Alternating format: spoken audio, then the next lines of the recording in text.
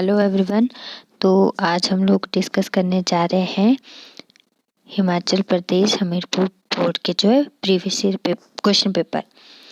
तो इसका जो फर्स्ट क्वेश्चन है वो है Panini live during the, Panini किस समय के दौरान थे। तो ये आपका ऑप्शन हो जाएगा इसमें ऑप्शन डी।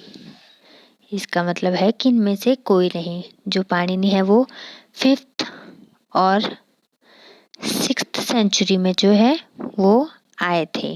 ठीक है, नेक्स्ट क्वेश्चन है which is not include in the 8 fold path of Buddhism.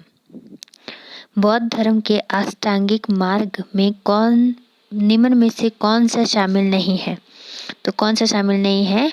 Option A है सम्यक आचरण, ऑप्शन बी है सम्यक इच्छा, ऑप्शन सी है सम्यक वाकन, ऑप्शन डी है सम्यक चिंतन। तो जो इसका राइट आंसर जो है वो हो जाएगा आपका सम्यक इच्छा। जो बौद्ध गुरु थे उन्होंने जो है 8 अष्टांगिक मार्ग दिए कि जिससे हमें दुखों की मुक्ति हो सकती है। तो पहला था सम्यक दृष्टि, दूसरा सम्यक संकल्प, तीसरा सम्यक वाणी, चौथा सम्यक क्रमांत, पांचवा सम्यक आजीव, छठा सम्यक व्यायाम, सातवां सम्यक सृष्टि और आठवां था सम्यक समाधि। ठीक है, तो यह अष्टांगिक मार्ग दिए थे कि जिससे एक व्यक्ति जो है दुखों की से मुक्ति पा सकता है। क्वेश्चन नंबर 3 है Megasthenes was an envoy of which of the following Kings. Megasthenes निम्न में से किस राजा का राजदूत था।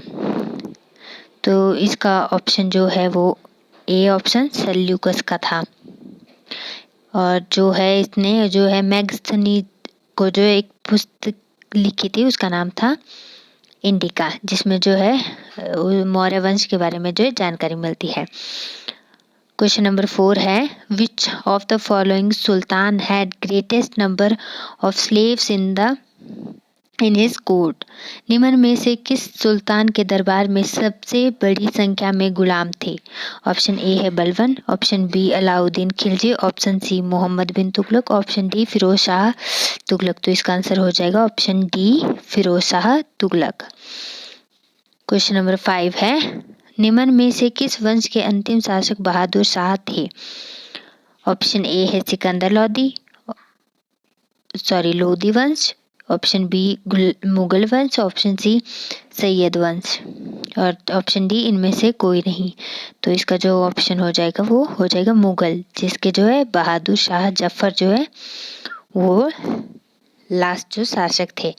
इसके बाद आता है मुगल वंश की जो है स्थापना किसने की थी। वो थे बाबर। ठीक है, और फिर आते हैं दूसरा। पहला ऑप्शन है लोधी वंश, तो इसकी जो स्थापना थी वो की थी बहलोल लोधी ने। और जो सैयद वंश है उसकी स्थापना की थी खिज्र खान ने। ठीक है, तो नेक्स्ट क्वेश्चन है स्वामी दयानंद सरस्वती का मूल नाम क्या था। The original name of Swami Dayanand Saraswati was. Option A है मूलशंकर, ऑप्शन बी है अभिशंकर, ऑप्शन सी है गौरीशंकर, ऑप्शन डी है दयाशंकर। तो 7th का जो ऑप्शन है वो हो जाएगा आपका मूलशंकर। ठीक है, इससे ऊपर वाला क्वेश्चन छूट गया था इसका। तो ये क्वेश्चन है where was the first cotton mill establish in India. भारत में सबसे पहले कॉटन मिल कहाँ स्थापित की हुई थी। तो फर्स्ट ऑप्शन है सूरत, ऑप्शन बी है मुंबई, ऑप्शन सी है अहमदाबाद, ऑप्शन डी है कोयम्बटूर। तो इसका जो राइट आंसर हो जाएगा वो हो जाएगा आपका मुंबई। ठीक है, नेक्स्ट क्वेश्चन है ईस्ट इंडिया एसोसिएशन किसके द्वारा स्थापित किया गया था। The east India association was founded by. Option A है डी सावरकर, ऑप्शन बी है CR दास, ऑप्शन सी है दादा भाई नौरोजी, ऑप्शन डी है देवेंद्र नाथ टैगोर। तो इसका जो राइट आंसर हो जाएगा वो हो जाएगा आपका दादा भाई नौरोजी। जो ईस्ट इंडिया एसोसिएशन की जो स्थापना की थी वो दादा भाई नौरोजी ने की थी।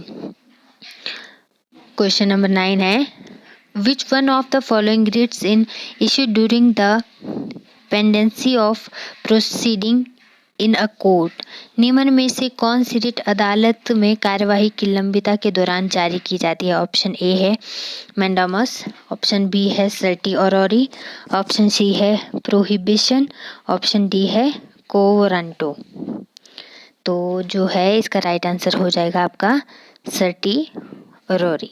ठीक है, तो जो है सर्टी ऑरोरी होता है कि इसके अधीन जो है अधिकारी न्यायालयों में अपने निर्देश दिया जाता है कि अपने पास लंबित जितने भी मुकदमे होते हैं ना, वो उनको जो ऊपर होते हैं, जैसे अब निजी कोर्ट है तो उसके मुकदमे जो है हाई कोर्ट में चले जाएंगे, तो हाई कोर्ट उसको बोलता है कि ये मुकदमे आपके नहीं है, या जो भी लंबित मतलब काफ़ी टाइम से जो है वो वैसे ही चल रहे हैं, तो उन मुकदमों को आप वरिष्ठ न्यायालय में भेजें। ठीक है, तो मैंडामस होता है आपका ऑप्शन जो ए है, इसका मीनिंग होता है कि इसको हिंदी में बोला जाता है परमादेश, यानी कि उस समय जारी किया जाता है जब कोई पदाधिकारी अपने सार्वजनिक कर्तव्य का निर्वहन नहीं करता है।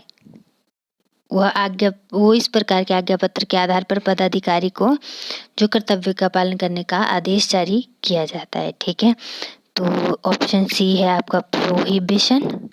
जो प्रोहिबिशन है उसमें जो है सर्वोच्च न्यायालय या फिर हाई कोर्ट और निम्न न्यायालय तथा कोई ये जारी आदेश जारी करता है कि इस मामले में अब कोई भी जैसे मामला हो गया उसमें कार्यवाही ना करे। जैसे मान लो कोई भी मामला हो गया कि आप कोई केस है तो उसमें कोई भी आदेश आप जारी नहीं कर सकते, वो जो है वो हमारे अंडर आता है, यानी कि हाई कोर्ट या सुप्रीम कोर्ट के अंदर आता है, तो इसको आप अपने अधिकार में ना लें।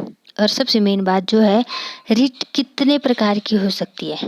ये होती है 5 प्रकार की रिट, और जो है ये आर्टिकल 32 में आती है।